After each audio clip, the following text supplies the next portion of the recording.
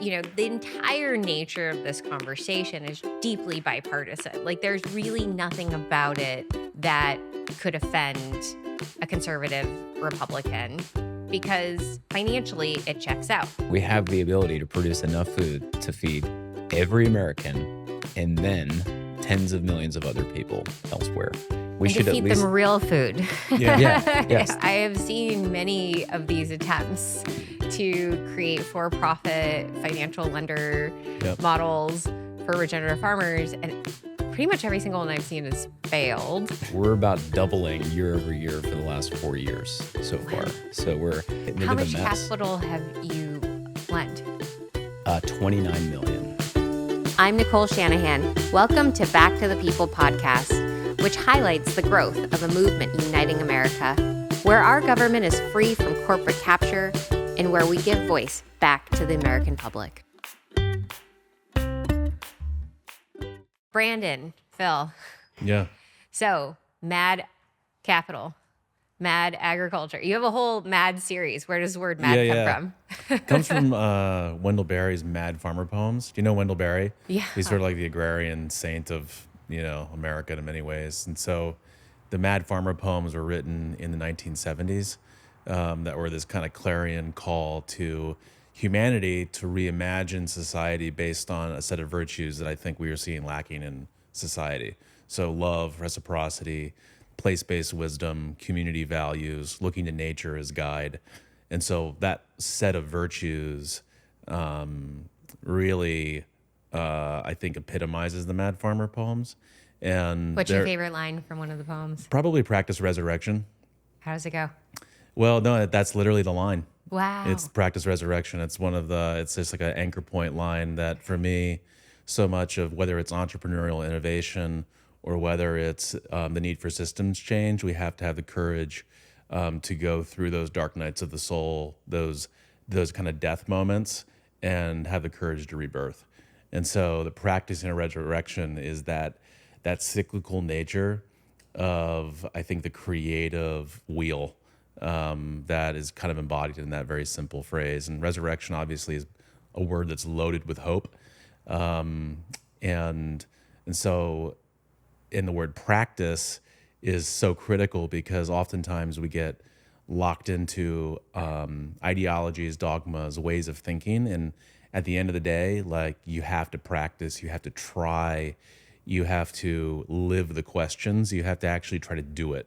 Mm-hmm. And so for us, we put a huge emphasis on the practice, on what does it mean to actually, translate those philosophies into some meaningful way of working. Mm-hmm. And so the practice kind of covers that piece of our kind of internal ethos, and the resurrection is that kind of, whether it's like the courage to go back to the drawing board, the courage to let something go, all of that's kind of embodied in that simple phrase. It's really interesting. I think about these concepts almost daily because when you run for politics, especially at the federal level, executive branch level, you're allowed to really dream up what a better America would look like. And in order to get to it, you have to have such enormous political will to do exactly what you just said. We have to resurrect these values by going through this incredibly bumpy corridor of standing up to all of these powers that stand in the way. And that political will, I see it time and time again, just seems to fail. It seems to be there during election season. People get really excited. And then by the time you get to filling in these cabinet positions, it seems like everything dissipates. And I'm a millennial, one of the youngest to run on the ticket. I'm one of the youngest to run for vice president. First mom to do so as a millennial. I think I'm the first millennial as well. But the thing that strikes me being young is that you see it as no other choice. And I think you guys we're roughly all around the same age. We have to go through this dark night of the soul as a country to have the political will, because if we don't, we might not have natural resources, food, water, health, natural childbirth, all of the things that I think we hold dear as humans. Yep. In your world, so you guys are a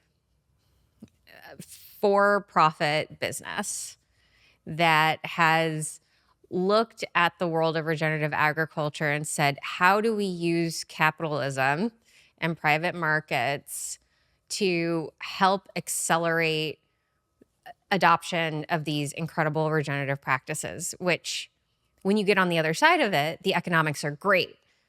But getting to the other side is incredibly hard, and most farmers fail right now. And most farmers don't even try because it looks impossible. How do you get them over? I think that's the biggest point that you hit is most farmers don't even try, right? They're running up against cultural barriers. They're running up against knowledge. They don't know how to do it. They don't have the right tools, the right resources. They might not have the right financial partner that's willing to take a risk, willing to really kind of get in the saddle with them and see them through that transition. And for us at MAD, we're actually a hybrid organization. So we've got 2 for-profits that are public benefit corporations, and we have a nonprofit called MAD Ag. And we all work together to really surround a farmer with a more kind of holistic solution to help them through that trough to the other side if they're looking to make a change, whether that's building a D2C brand that may be selling wholesale, adding a new crop into their rotation.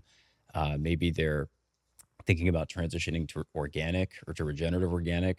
I mean, these are big changes on farm. I mean, we're talking about not just kind of daily habits, but entire lifestyle changes. And what they know is going to be on the other side of that is also a feeling of being an outcast, being considered kind of the weirdo that's cover cropping. And they're going to have a lot of eyeballs on their farm, and their success can really define a lot of the comfort of their neighboring farmers as well, who may or may not be willing to then take a transition. Because if they fail and they're not successful, there's a lot that's riding on their experiment to make that transition. So at MAD, we formed 3 different entities to really help farmers with their biggest hurdle or their biggest friction point that they encounter as they're looking to make a transition. So those 3 are, and I'll let Phil talk more about MAD Ag, the nonprofit, and MAD Markets. But the first piece is really access to right fit financing, because regenerative ag and regenerative organic ag is more profitable than conventional monoculture, conventional based traditional ag. I mean, a lot of those farmers, they're stuck because they're on razor thin margins, and they don't really have the right partner who's willing to think about how to make a transition, which can take 3 to 5 years. In the case of organic, it's 3 years, 36 months. And what we do is we come up alongside farmers with more tailor fit financing through interest only products and deferred interest that allows the farmer to have that breathing room where they can then invest in the farm. They can free up cash flow. They can make sure they're using the right practices. They're maybe introducing perenniality. They're introducing cover crops. They're adding more diversity into their rotation so that as they make it to the other side of that transition, they increase profitability. They can then pay back the capital that we helped invest into the farm through more flexible debt. So at Mad Capital, that's where we're coming up alongside, partnering, and really helping just have some skin in the game as these farmers are making an on-farm transition. And I'll let Phil talk more about Mad Ag, which is... Well, let's talk about your background too. So you're a finance guy. I'm learning to be a finance guy on the fly so this here. is your first finance. This is my first finance gig. Yeah. Wow. Decided to start a fund in 2020, and now we're and you learning picked on the one fly. of actually the hardest categories to finance. Like I have seen many of these attempts to create for-profit financial lender models for regenerative farmers, and pretty much every single one I've seen has failed. Yes. Or struggle deeply. Yeah. Or struggle deeply, or is on the brink of failure. Yeah. How are you guys doing? We're doing We're pretty great. well. Yeah. Yeah, we're about doubling year over year for the last 4 years so Wow. far. So we're about to crest kind of the 40 million AUM mark, working with farmers in 16 states, financing over 100,000 acres of land. It's working. I mean, it's gaining traction. And for us starting this, I mean, we didn't know what we didn't know. Definitely has been more of a challenge than I think we were anticipating, but it's been fun. The challenge is the fun part, like just getting How into the much mess. capital have you lent? 29 million, 29 29. and a half million. Yeah. So loans 29 and a half, have roughly 38 million under management in Mm-hmm. totality. And the thing is that our limitation though is not finding farmers that have the willingness or the ability to transition. There's a lot of farmers who want to make this change, Interesting. but they Mm-hmm. feel like they can't find the right financing partner to come up alongside them. And for us, we're in the spot where the ideal kind of investor is a big pension fund. It's maybe even branches of the USDA through different guarantee programs. Large life insurance companies. Those investors are comfortable with agricultural debt. They're comfortable at the rates of return that they have, which are low comparative to kind of high flying like VC funds and groups that are trying to hit mid to high teens Most VC returns. funds aren't actually doing great on their returns these days. Oh, I know. They have like a 1x DPI over the last couple Yeah. decades. Yeah, Yeah. it's not that good. Yeah, they have Yeah. been posting great It's, record. it's And smoke and it's mirrors and a Yeah. that's little kind of bit. some of our work, right? Is like maybe VC funds, it's like it's attractive because it's high growth. We're going to change the world really quickly. Mm-hmm. We're kind of just chugging away, chipping away at this huge ice block bit by bit, trying to prove our track record and trying to help farmers prove that regenerative organic is more profitable. It's a better business. It's a more reliable business. It's a more resilient business. It's better for our food system. And eventually, we're starting to see more, conversations happen with the Goldmans of the world and Wells Fargo and JP Morgan.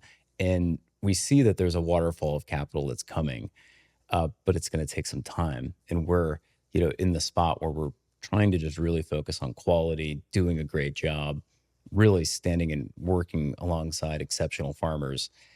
And, I hope, when we talk again in a few years, it's not, 29 million, but it's 290 and then 2.9 billion. And we're, And also, the way to measure success at this scale is not necessarily amount of capital out, but it's mm, the repayment of mhm. the debt. And if you're able to prove cycle over cycle that these farmers are being set up for success, that service of a pilot to this greater community is so powerful. It invites others to come in and invites banks to look at it. I've talked to multiple banks about trying to figure out how to finance it, and none have the expertise. Right.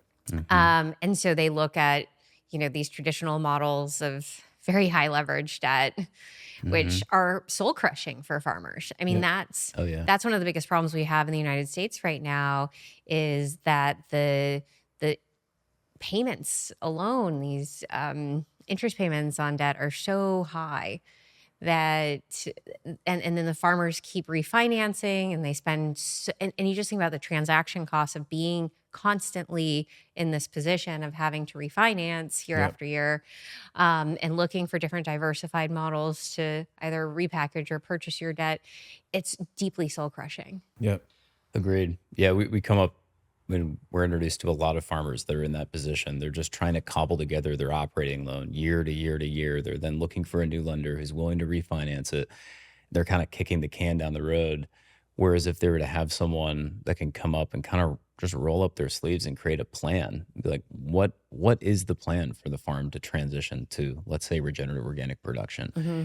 And then give them the right loan out the gates that's longer term, call it 5 to 10 years in tenor versus 6 months, because we're dealing with natural systems here. I mean, we can't just flick a light switch on and suddenly, the cash is available, next quarter. I Hmm. mean, many of our farmers that we finance are operating on a yearly cycle where they only have one shot a year per crop that they grow. And then to actually see, significant changes on the land, Yeah. you're talking a minimum of 5 years. And that's where capitalism and free markets are great. We're believers in those systems, but they can also be pretty short-sighted unless they're structured appropriately. I had a MD yesterday on a call ask me, "Well, isn't there a business here helping people access real food?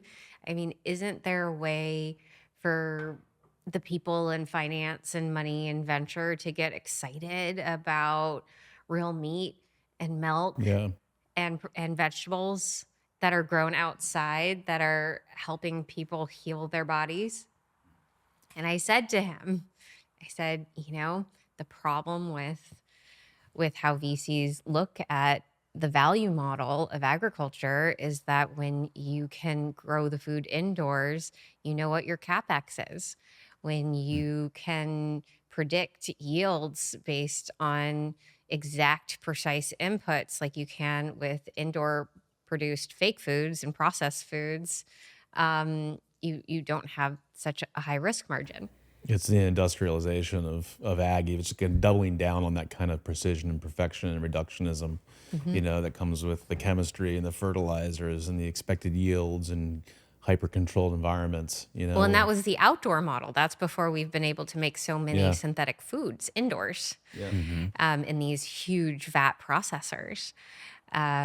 So, if you think about how you can unitize every part of food production through ultra processing our meats, or through fake lab grown meats, or through these plant based fake meats, all or meat alternatives, or protein alternatives, and now we have indoor vertical farms.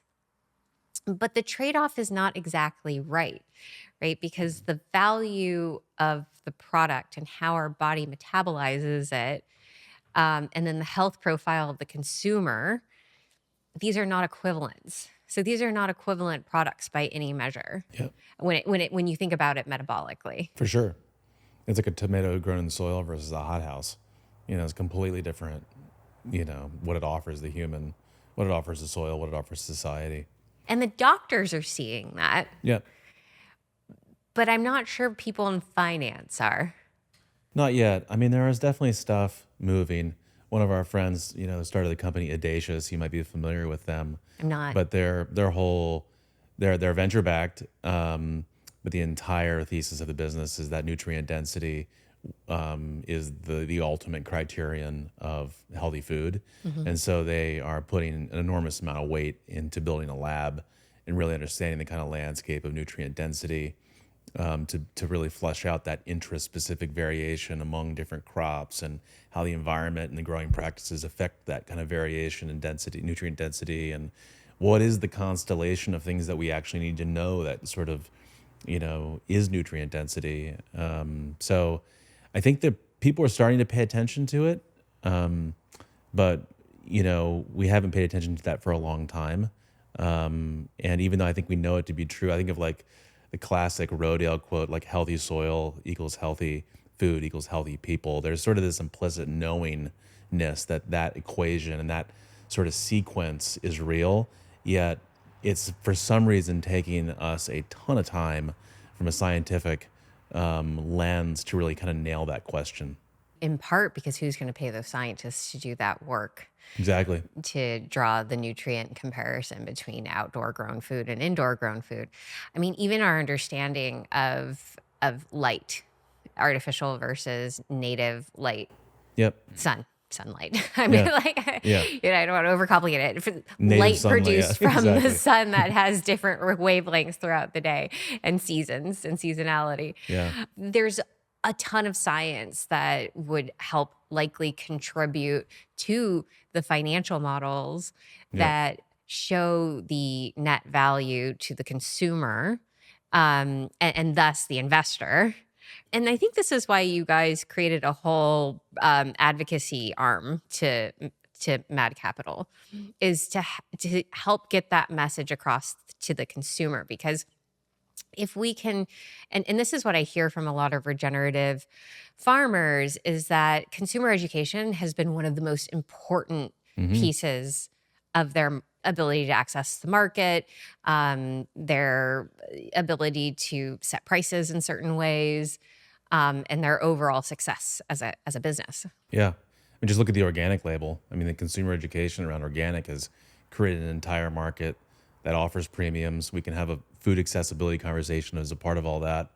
But without the Organic Trade Association and these consumer education efforts, it's those farmers wouldn't have that access. And a lot of the way that we underwrite our loans is around that well-defined market. That if a farmer goes through transition, there is the promise of higher revenues, and that financial benefit cascades through the entire health of the farm, health of the family, and their ability to reinvest in the direction that we want them to reinvest in and that they want to reinvest in. And so I think consumer education is huge. And that is a big piece of the nonprofit. We have a media team within the nonprofit that is wholly dedicated to what I think of as like it's storytelling and shaping narrative. For me, story at the core is what orients our lives. It's what embodies values. It's what it showcases the challenge, the success, the difficulties, the honesty that I think is needed for this so that it feels real and grounded. And a lot of that media and storytelling side of things comes into consumer education.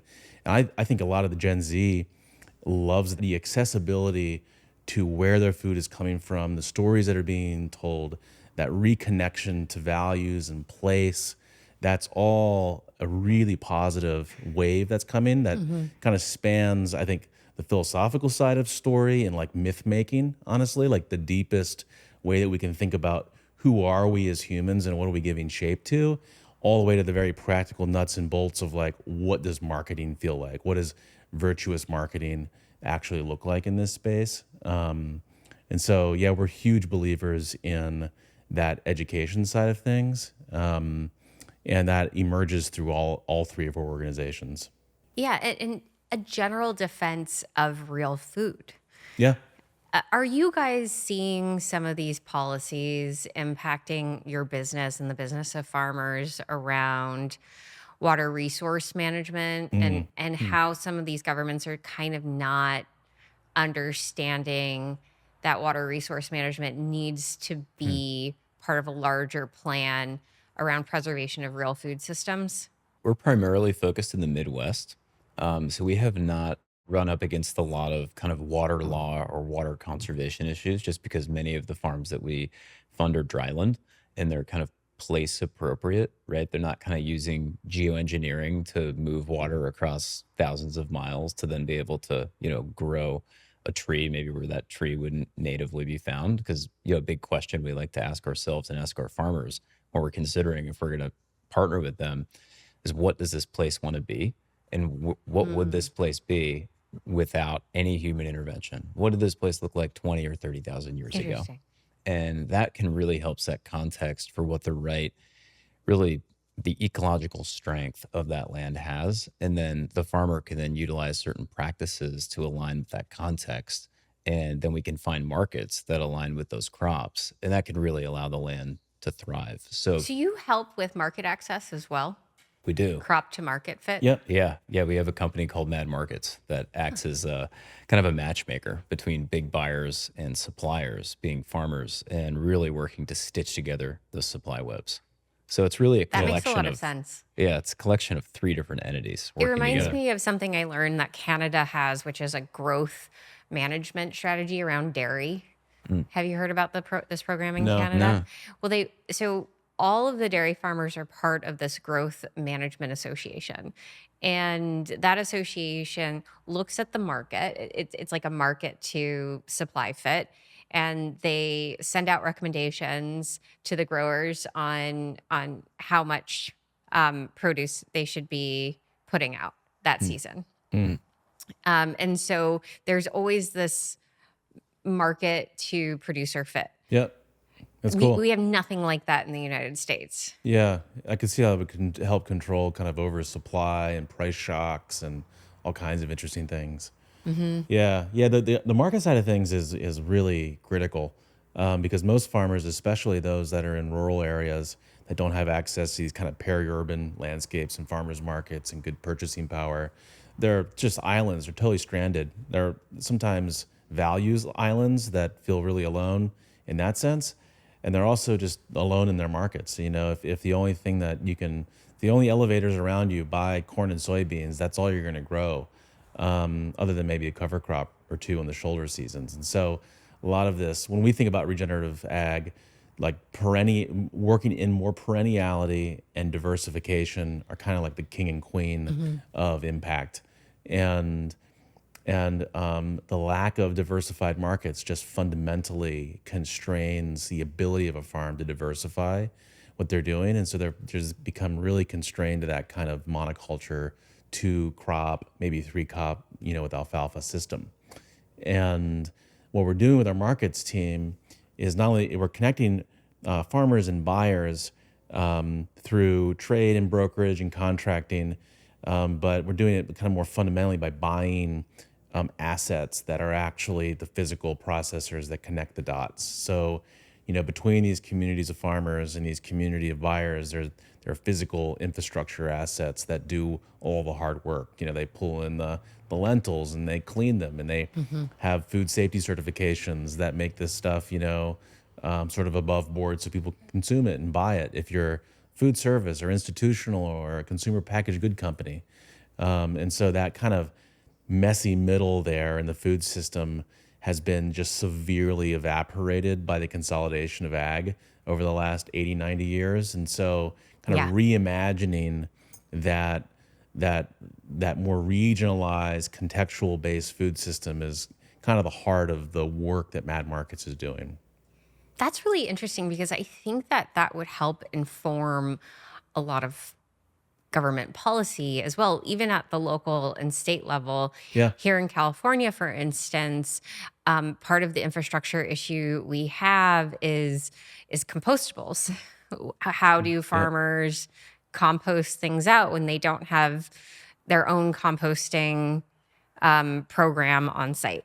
You'd think it wouldn't be that hard to just create a compost pile, but in fact, a lot of it goes to waste in California.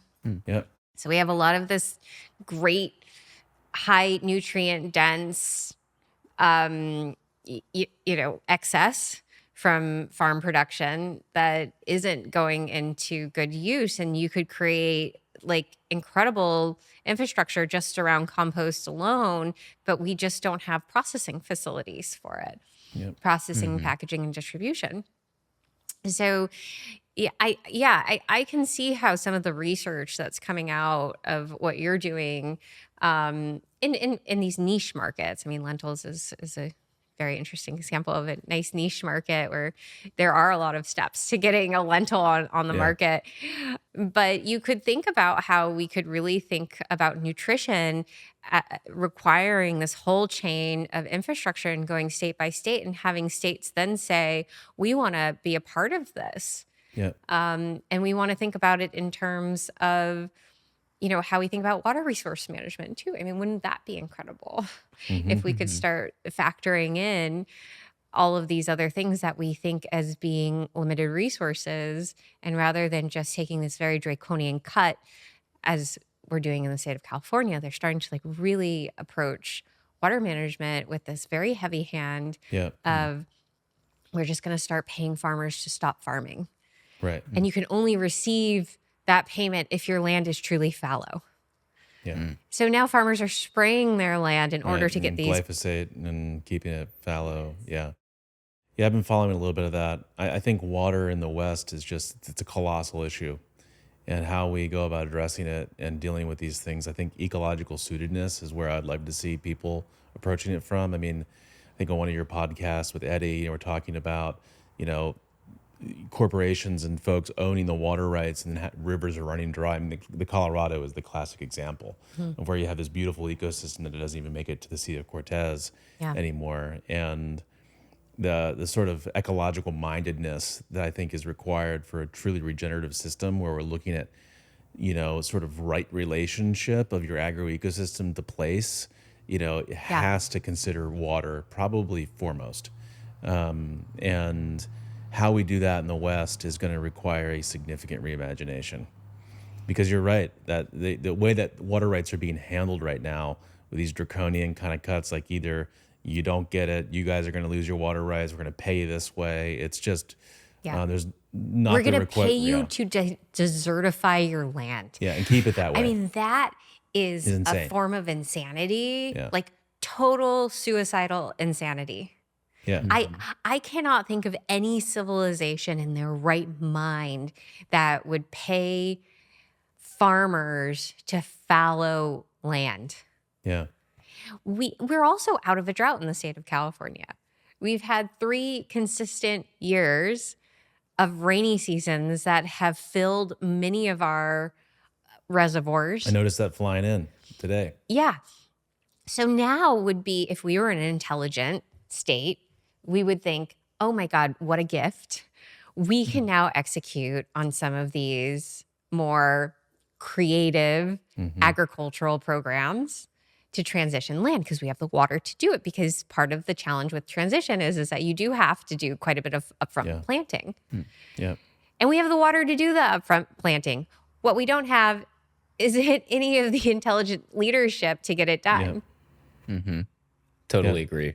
I mean, it would just be a no-brainer, I would think, to if you're going to receive this money to go fallow, why not have to plant, native grasses and require that it's grazed at least once a year? Just kind of like a simple, almost CRP program. It would be hard to argue against that logic, right? If the goal was to actually transition land to true new sustainable ecological habitats with aquifers, which would also restore aquifers, that it would be hard. I mean, the argument against that would be, well, California is the breadbasket of the United States. We shouldn't actually be taking good agricultural land out of right. production if we have the water. Mm-hmm.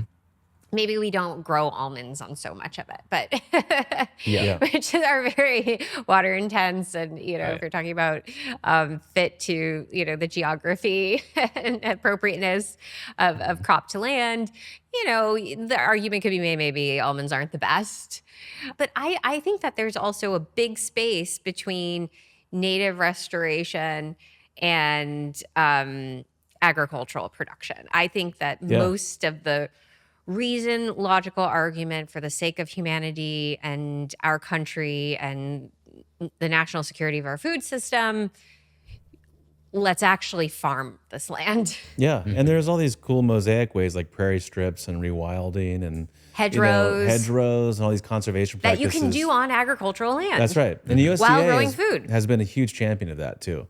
To throw them a nice positive word. I mean, Let's do that. the USDA. I know the USDA has been pretty awesome at that over the years. I think Yeah. they could revamp those programs big time and double down on them in many ways. But we're super excited about a lot of the appetite for our farmers to look at those marginal lands or those lands that are like actually we tilled that up a while ago, but it's never been the best place. Let's go and put monarch habitat back in there, or let's dedicate it to a prairie strip. And so we do a lot of that.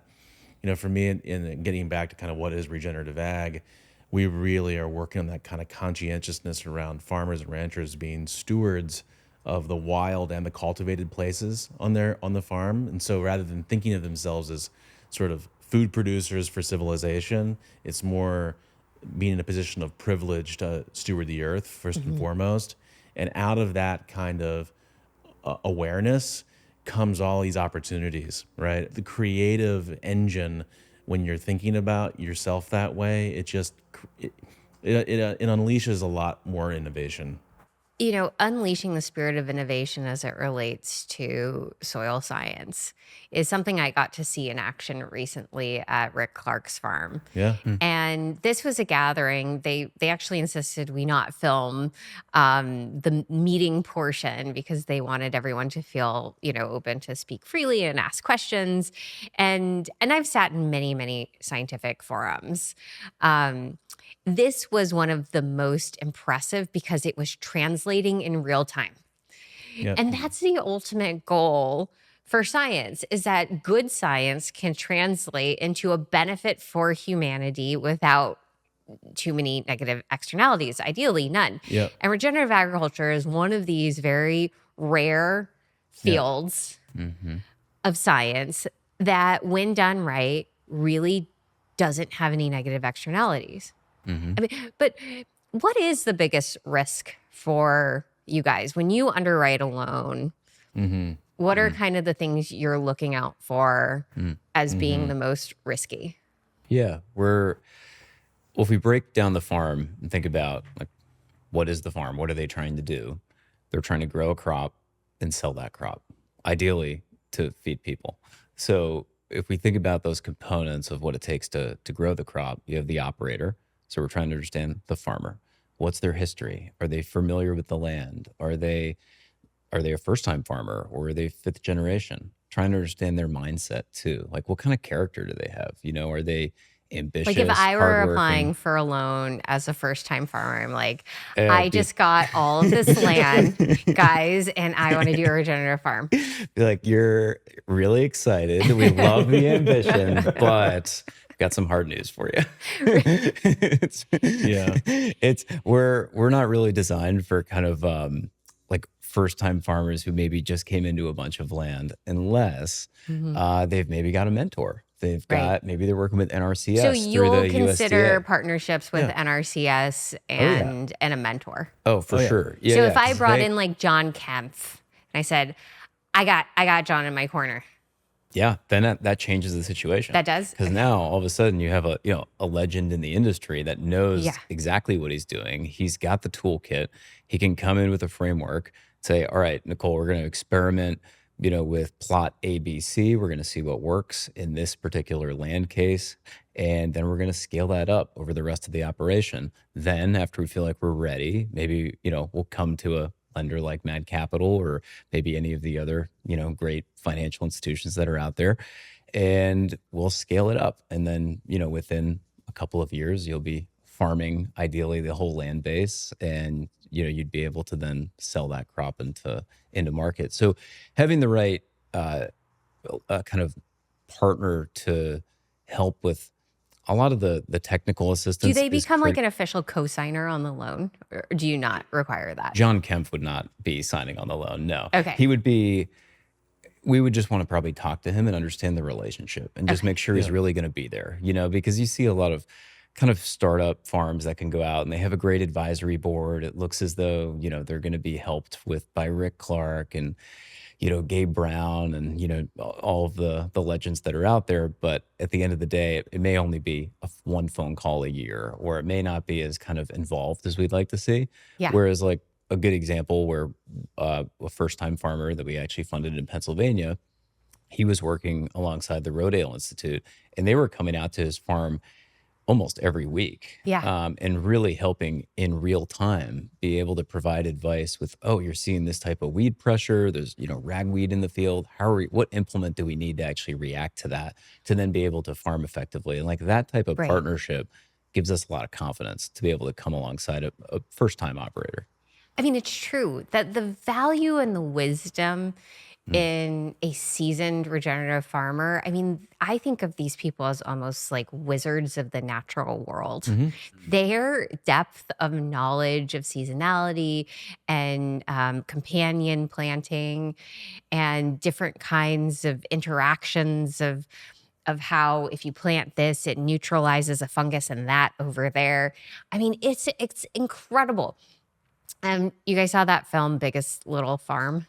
oh yeah. Hmm. Yeah. This was a family, first time farmers, Mhm. and they had that incredible, I can't remember the man's name, but mentor that came in and they said, Mhm. There's no way we would have been able to accomplish this Yeah. without his ongoing participation. And then you look at the breadth and scope of how he transformed this lot Mm. with them. So I'm really heartened to hear that you accept that as a basis for securing a loan and you look at it as a qualified de-risk.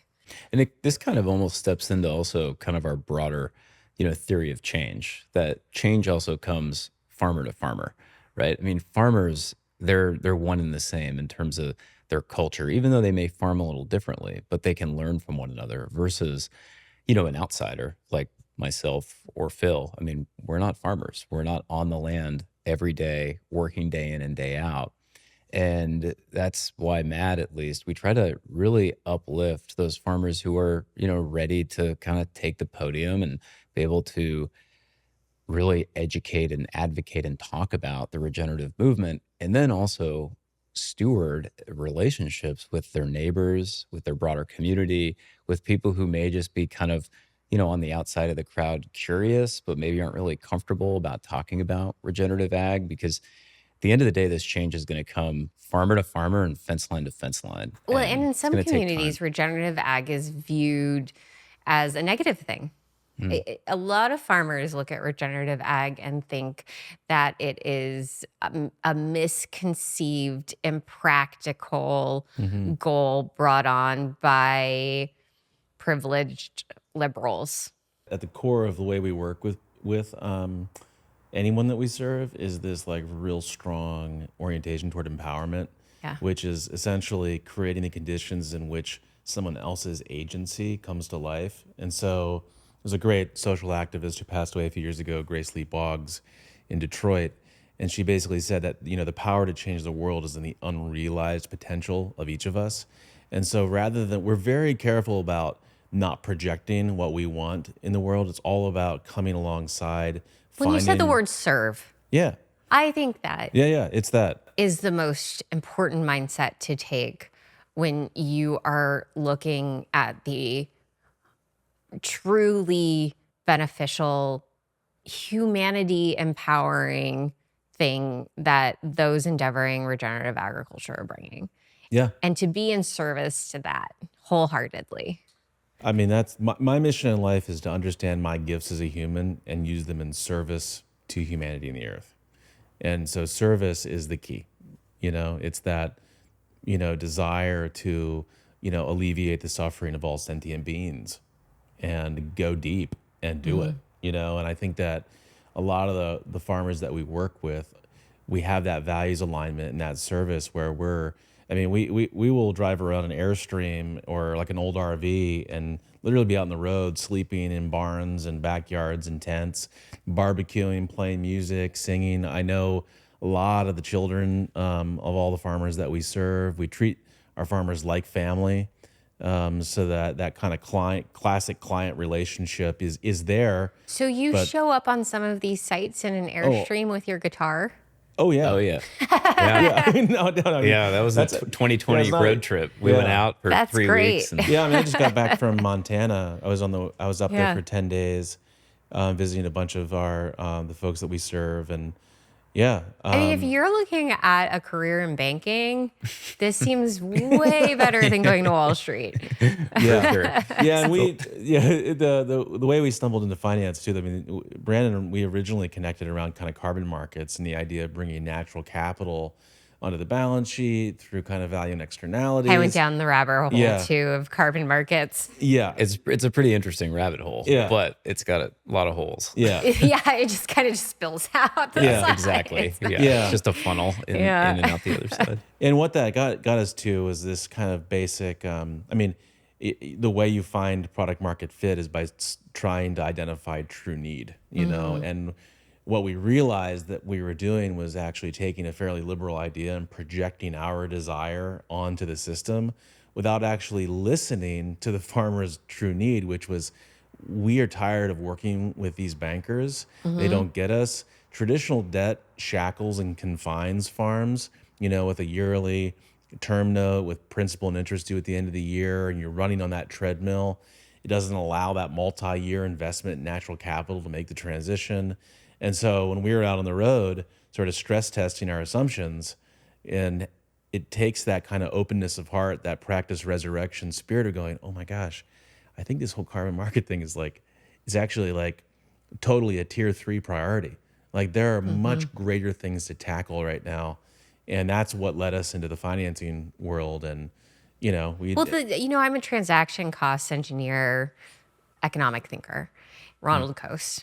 He to me, if like we talk about economic models and mapping, which approaches to stimulating economic activity actually work, Ronald Coase is the only economist who I will spend any time with. I think the others have kind of diluted themselves out. So Ronald Coase's transaction cost theory, I think, is one of the most important ones anytime you think about it invigorating a market that has some pretty high yeah, friction points, for which farming is one of I mean, I can't think of a better example, maybe Yeah. fishing, but farming for sure.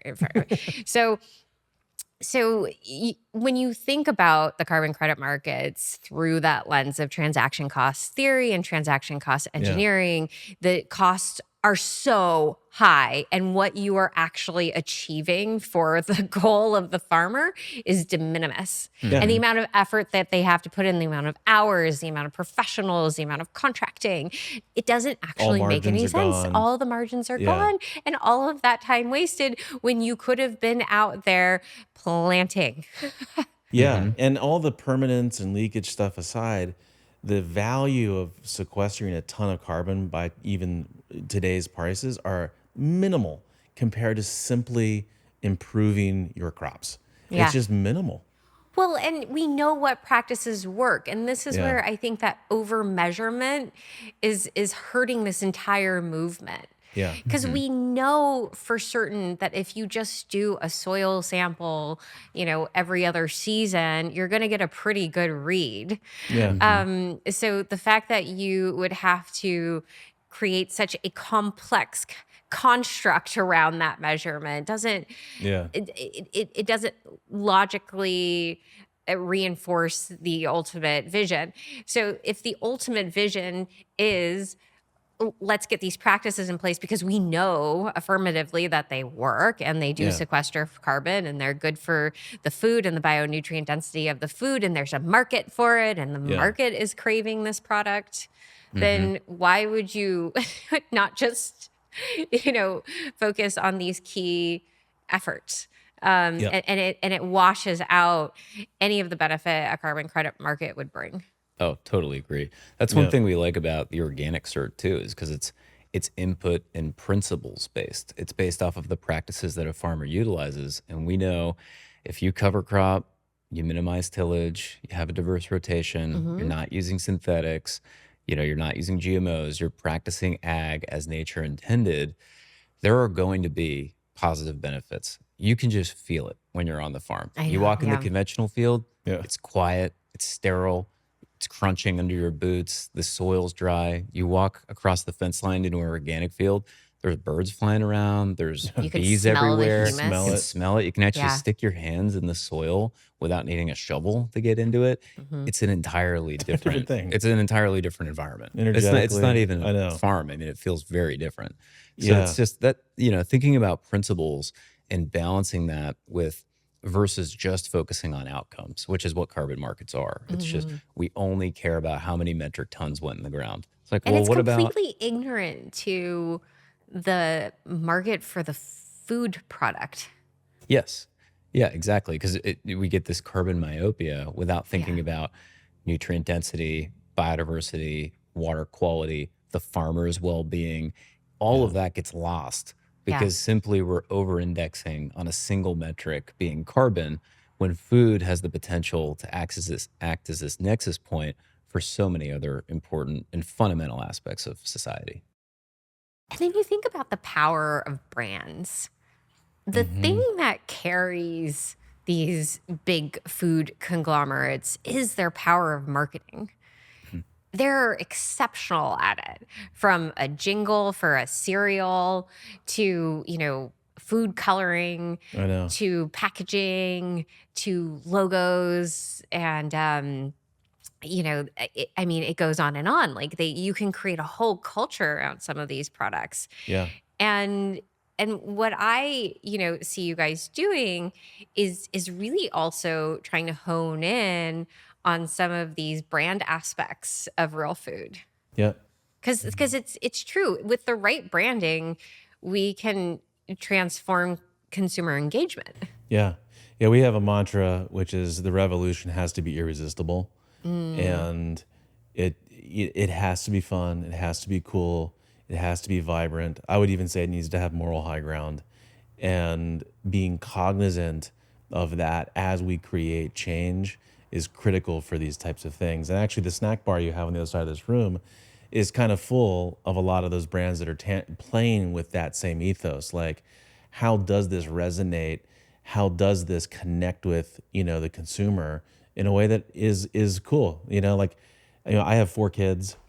and I'll find a bag of Takis in the back of my truck, and they love, it's like, okay, we're gonna have a conversation about this, but there's something irresistible about the way the food brands have tapped into the way that we consume that is very difficult to disrupt.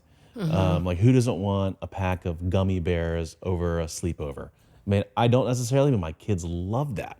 Yeah. And so, how do you start disrupting and sort of changing that, like that real instinctual? I don't know if it's instinctual, but that quick gravity to say that's what I want, and we're playing with it a lot. I mean, even in my household, it's just my wife and I Yeah. talk about it all the time. But I think it gets to this reality that we need to make this stuff attractive, irresistible, cool, refreshing, so that the cultural inertia takes fire as much as the sort of on the ground work inertia. Competing against Doritos Yeah, with a healthy natural product, really hard to do. And gummy bears, I've been trying to find gummies that don't have refined sugar, and I found some that have monk fruit as yeah, the primary sweetener. And what they did was they packaged it like it was super unhealthy. Like it looked like Gushers. Like they used a very similar branding to Gushers. And I was like, this is great. And my daughter caught onto it, and she was like, I need those gummies, because it was in this yeah. bright psychedelic packaging with really fun font. And then I gave it to her, and she started to kind of buy it, but the taste wasn't quite there. Not And I quite was there like, yet. oh shoot. So I see these brands getting almost there. Yeah. And that taste factor, that final bit of innovating with natural products, like that's a cincher. It's so Clincher. close. Yeah. It's so close though. Expo West. Go to Expo West in a year, in Anaheim, and it's like just a smorgasbord of taste sensations. Oh, it's just an experiment. And usually that experiment goes wrong by the end of the week. It's just like my stomach's filled with 25 different products. But yeah, I Different mean, exotic fruit sweeteners. Oh, yeah, everything's Jackfruits, lots of combining in different jackfruits these ways. days. That's kind of a hit. Yeah. but it is hard to compete if you've ever had a grass-fed ribeye to compete with that. It's true. I mean, just like a good But why quality. compete with a grass-fed ribeye? I can understand the argument of competing against Gushers, because Gushers is just not good for you, right? Yes. So let's compete against Gushers. But a grass-fed ribeye, why would anyone want to compete against that? That's a great product. Yeah, I mean, no, you wouldn't want to. I think it comes down to price. Is where's the price point for the average person and purchasing something like that? Yeah. So what's the competitive landscape look like? Yeah, attention, access. It's not that easy to access. I mean, I have people all the time in Boulder, just in my community, asking, where do you get your meat? Yeah. And they didn't know that right at the farmer's market, every Wednesday night and Saturday, Grandma Grass is there serving up, grass-fed beef, all holistically managed, organically managed. And Have you it's guys really funded high quality. any beef production? Yeah. We have, yeah, probably Yeah. about 30% of our farmers are, Wow. Okay. yeah, grass-fed, holistically managed, and organic beef. That's Yeah. a hard one, because what I hear from small scale beef producers is that that last leg of processing Yeah. is really hard to do. It is really hard. Yeah, a lot of our producers have a mix. They have a D2C brand, and they're also selling into kind of broader wholesale markets. So they're able to, process at a higher value and then get that higher value Yeah. by selling through their brand. But access to the right infrastructure is really challenging, because you have roughly, I think it's 4 large brands, including like JBS and the likes, that just consolidate all of this production, and they control ultimately the pricing that farmers are receiving at the market.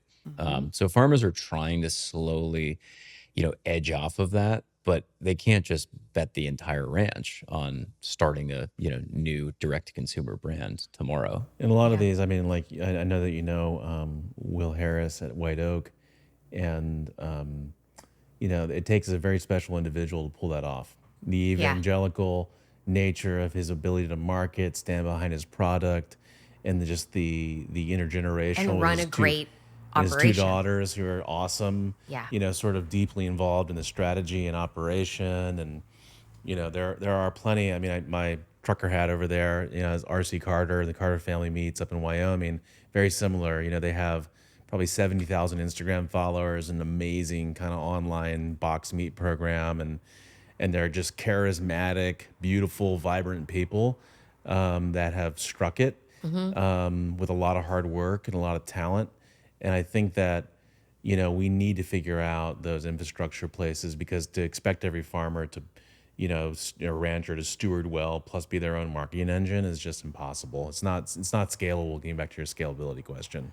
Well, yeah, and even the last bit of, having an on-site butcher Yeah. and packaging, that piece is so expensive. Like the capex on getting that right is So so high. expensive. Oh yeah, having like a mobile kill unit and then being Yeah. able to actually process and package the meat.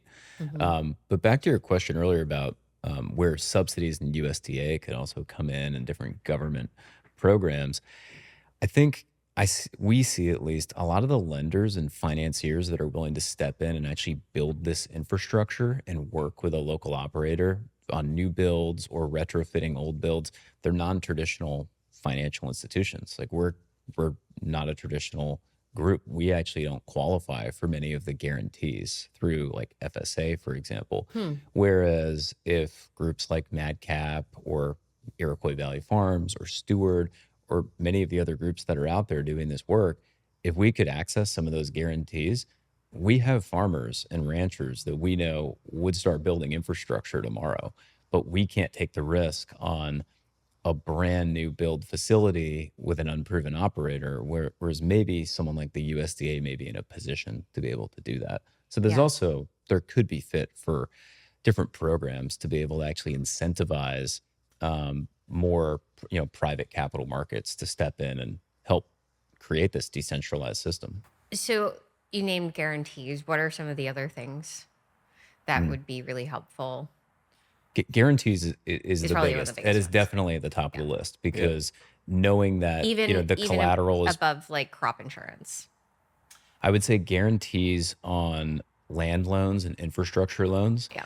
Crop insurance is really important for operating loans. Got So it. this is working capital that's used for farmers to, buy seeds, to buy cattle, to pay cash rent. It's Hmm. kind of like the big credit card of the farm, and it's usually shorter term in duration.